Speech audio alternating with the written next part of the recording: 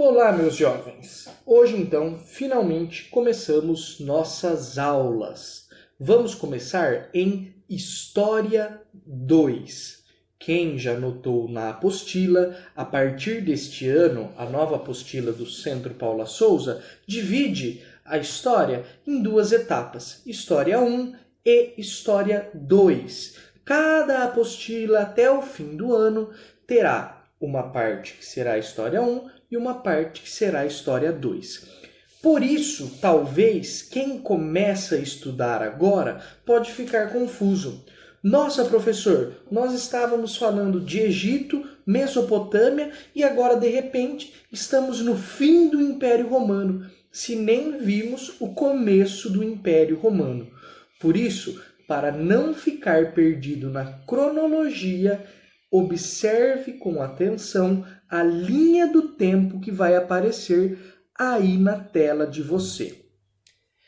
Vejam aí, tudo que estudamos de Egito e Mesopotâmia, a maior parte dos acontecimentos está na linha do tempo logo ali no começo, onde vocês veem História 1. Observem, a unificação do Egito acontece 3100 a.C. Outras coisas que nós também vimos, como o Código de Hammurabi, tudo naquele tempo que milhares de anos antes de Cristo. Depois disso, se a gente seguisse a cronologia comum, a gente falaria de Grécia e de Roma, que estão ali no quadro verde. A gente vai ver Grécia e Roma em História 1 nos próximos bimestres. Onde que a gente entrou agora?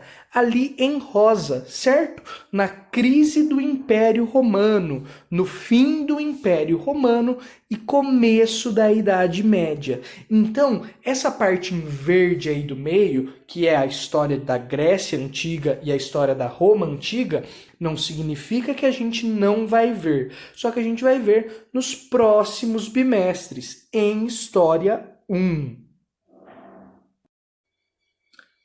Vamos lá. Então, vamos falar aqui hoje do fim do Império Romano.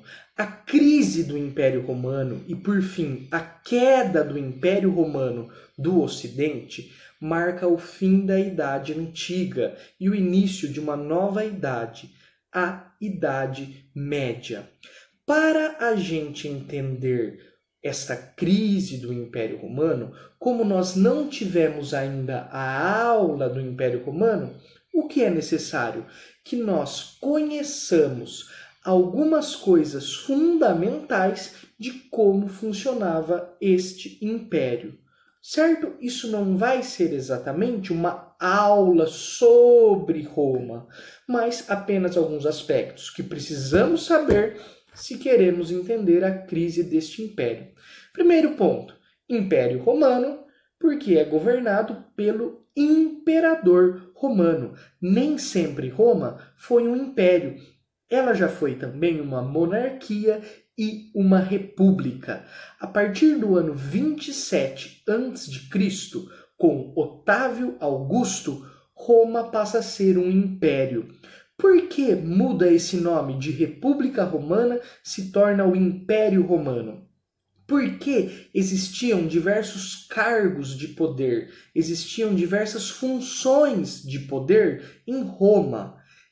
E o Otávio Augusto vai recebendo diversos desses cargos. Ele vai acumulando cargos de poder na República Romana. E com isso, com essa concentração do poder em suas mãos, ele inaugura uma nova forma de política romana, marcada pela centralização. Então, nas mãos de uma pessoa, você concentra o poder que governa todo o território romano. Outra característica de Roma, do Império Romano, na verdade, além da centralização política do poder nas mãos do imperador, existia o expansionismo romano, que vinha principalmente da época da República Romana. E, na verdade, Durante o Império Romano, esse expansionismo vai inclusive diminuir. Para entender exatamente o que foi esse expansionismo, como Roma conquistou territórios novos e quando ela deixou de conquistar novos territórios, vejam aí os mapas que vão aparecer para vocês. O expansionismo romano significa que os romanos faziam guerra contra territórios vizinhos e, quando venciam essas guerras, anexavam esses territórios ao próprio território romano. Então, como vocês veem aí no mapa, no princípio, Roma possuía um território pequeno. Era basicamente o entorno da região da cidade de Roma. Conforme eles foram fazendo guerras, esse território foi aumentando. Então, observem bem, este mapa aí está ligado ao território romano de 338 a.C. Em 279 a.C., observem, o território aumentou, eles expandiram, expansionismo. Em 212 a.C., aumentou ainda mais. Em 86 a.C., veja, aí eles estão entrando no período final da República Romana. É um momento que Roma mais aumenta seu território. No próximo mapa, que já vai ser o começo do Império, que pega então a expansão do fim da República, observem como o território vai ter aumentado. E aí está. Porém, a partir desse momento, quando em 9 a.C., que é o período desse mapa, quando já era o Império Romano, que tinha começado em 27 a.C., a partir desse momento a expansão diminui. Você vê ainda uma pequena expansão até 116 a.C., só que a partir daí, além de não aumentar muito o território romano, ele vai chegar até mesmo a diminuir, como a gente vê nesse mapa de 269 depois de Cristo. Ou seja, Roma era marcada por uma expansão territorial, ela ia aumentando o seu território, mas durante o Império Romano, essa expansão diminuiu um pouco, certo? Na verdade, diminuiu consideravelmente. Para quem quer ver de onde eu tirei os mapas, eu coloco na descrição deste vídeo.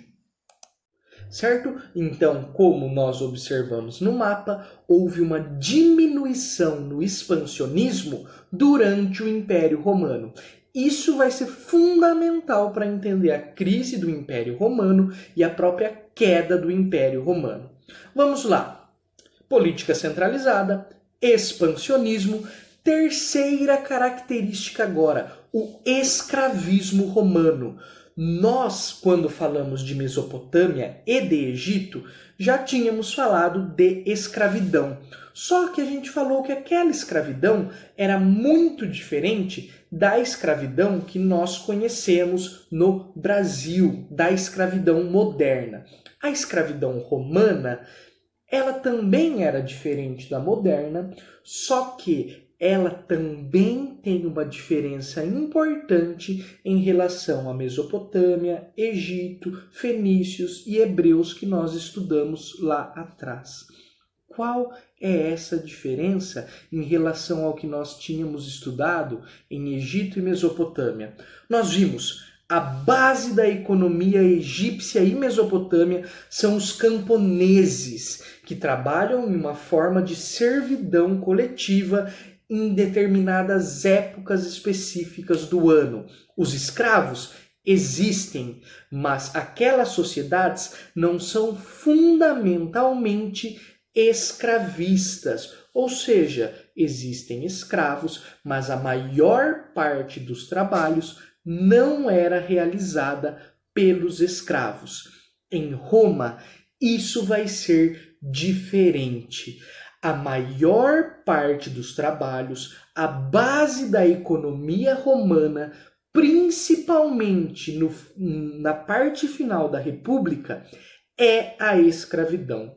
Quando o Império Romano surge, a base da economia era o trabalho escravo. Tudo bem, diferenças em relação a Egito e Mesopotâmia. E que semelhanças existem com aqueles regimes e diferenças com a escravidão moderna? Lembra que falamos? A escravidão antiga não era uma escravidão que estava fundamentada no racismo. Isso vale para a escravidão romana também. A escravidão racista, que se baseia no conceito de raça, vai ser uma escravidão moderna, que é a que nós vivemos no Brasil, certo? Em Roma, não. Em Roma, a escravidão tinha outros fundamentos. Ué, mas então o que fazia uma pessoa ser escravo? Como a pessoa se tornava escrava? No caso de Roma, um cidadão, na verdade um cidadão não, um indivíduo se tornava escravo geralmente por meio da guerra.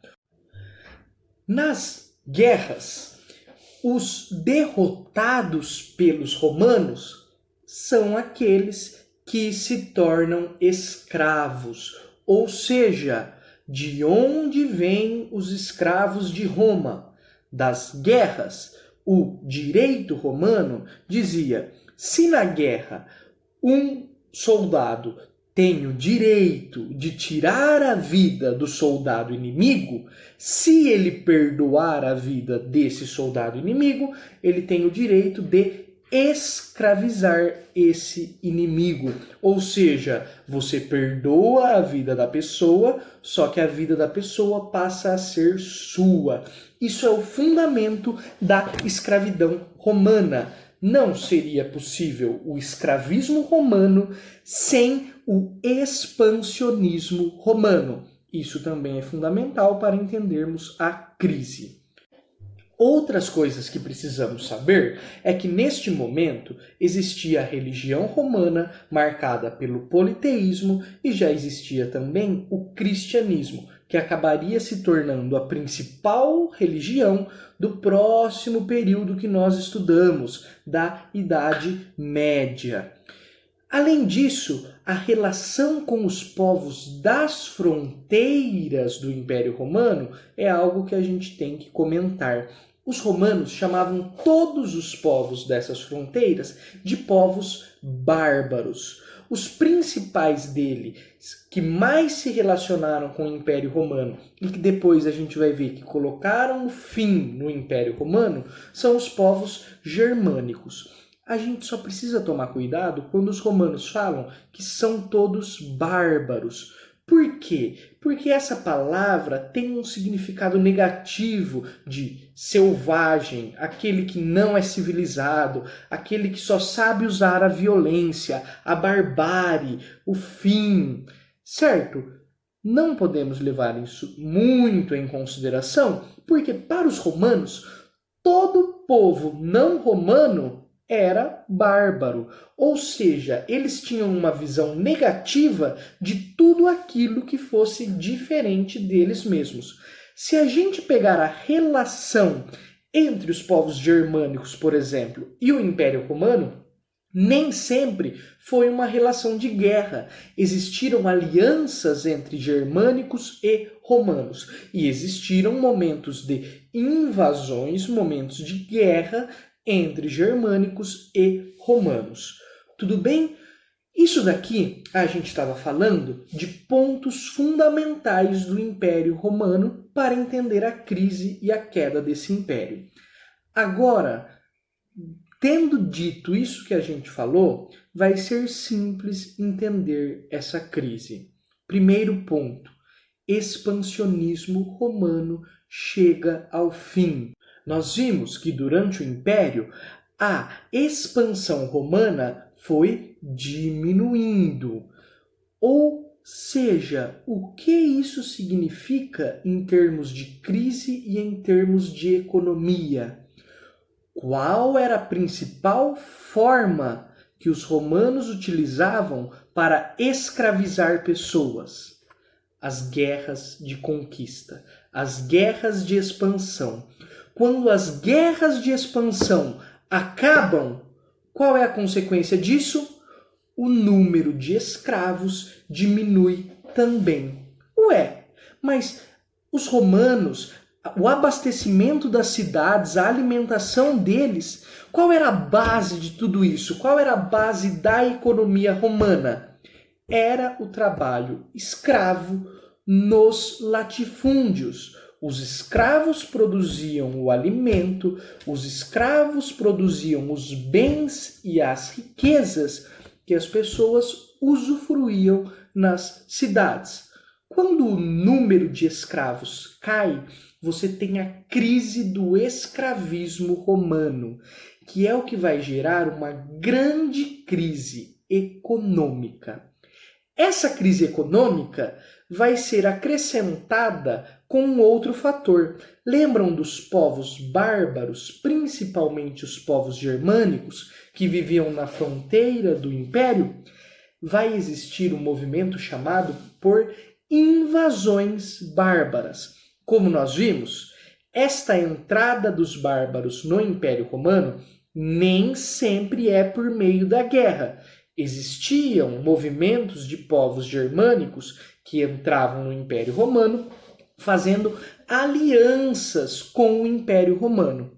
Porém, um povo, os hunos, começou a estabelecer uma guerra constante contra os romanos. Começou a acuar o Império Romano e acuar os povos germânicos a lutarem contra os romanos. Ao mesmo tempo em que essas guerras aconteciam e que por si só o fato de você ser um romano já era algo inseguro, nas cidades, por causa da crise, surgem muitos conflitos e muitas revoltas. As cidades se tornaram perigosas para a vida. Crise econômica, invasões bárbaras, inúmeros conflitos na cidade. O que isso vai gerar? Ruralização do Império Romano. As pessoas em geral vão para os campos. Os donos dos latifúndios, que muitos deles viviam nas cidades, passam a morar em suas propriedades, passam a contratar soldados para proteger essas propriedades. As pessoas livres que não tinham condições de vida na cidade e não tinham segurança na cidade, vão para os campos e fazem um acordo, fazem um pacto com estes latifundiários. Em troca da proteção deles e em troca de um pedaço de terra que o latifundiário dava para essa pessoa, a pessoa trabalhava nesta terra, e uma parte do que ela produzia, ela dava para o dono da terra, ela dava para o latifundiário. Então, em troca de proteção, você destinava uma parte do seu trabalho para o proprietário. Isso faz o quê? Isso faz com que uma nova forma de trabalho, chamada colonato, surja. Essa forma, colonato, vai começar a ser realizada pelos cidadãos livres que fogem das cidades, vão para o campo, pedem proteção e começam a trabalhar dessa forma, e também por alguns escravos, porque na atual condição não estava sendo vantajoso para esses donos de terra manterem o escravismo. Então o que vai acontecer é que o trabalho livre e o trabalho escravo vão acabar se transformando em um trabalho servil, no trabalho do colonato. Este colonato vai ter algumas evoluções e vai acabar se tornando a forma de trabalho típica do feudalismo. Só que isso a gente vai falar em uma aula lá na frente. Só que é importante entender este colonato para entender melhor depois a forma de trabalho do feudalismo. O que é o colonato, então? Em troca de proteção, você recebe uma terra, você trabalha nesta terra, uma parte do que você produz é seu, outra parte do que você produz você deve dar ao dono da terra. Além disso, às vezes é cobrado de você alguns serviços. Você tem que fazer algumas coisas para o dono dessa terra em troca do benefício da proteção e dessa terra que te foi concedida. Compreendido, então? Nova forma de trabalho? Por fim, vamos lá. O Império Romano que a gente estava vendo já tinha se transformado muito. Agora, o Império Romano chega ao fim quando um bárbaro chamado Odoacro toma o poder do imperador romano. O imperador romano, no momento, era Rômulo Augustulo. Ele é o último imperador romano. Então, em 476 DC, ou seja, depois de Cristo, o Rômulo Augustulo, imperador romano, é deposto e no lugar dele Odoacro surge. Se Odoacro tivesse se declarado imperador romano, talvez as coisas não teriam mudado tanto. O problema é que quando Odoacro toma o poder, ele se torna apenas rei da Itália, rei do território que hoje compreende a Itália. Ele não tem o poder em todo o Império Romano. Ao mesmo tempo, na região onde hoje é a França, surge o Reino dos Francos, e em cada região da Europa, cada região do antigo Império Romano Ocidental vai surgindo um novo reino. O que isso significa? Fragmentação do poder. Aquilo que antes era um único império vai se dividir em vários reinos bárbaros. Reinos bárbaros é o assunto da nossa próxima aula.